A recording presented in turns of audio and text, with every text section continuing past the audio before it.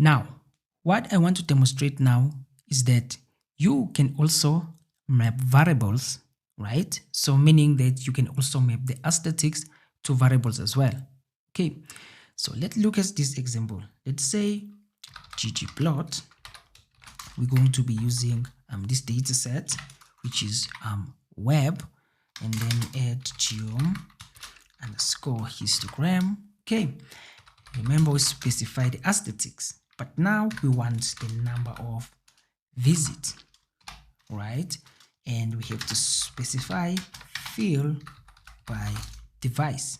Okay, and if you run this, as you can see, we also have to specify the number of bins to use. So if you come in here and say bins, say we specify 7, so you observe now that we have tried to map fill to this variable device. So we are now getting a histogram which is showing different devices that are used to access this website. You can also go around and play with this instead of fill and say I want color, right?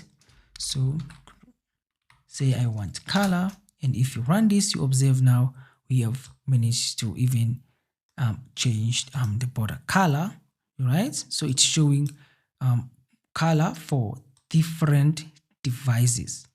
Okay, you can also specify, come here. What if you come here and you specify the size?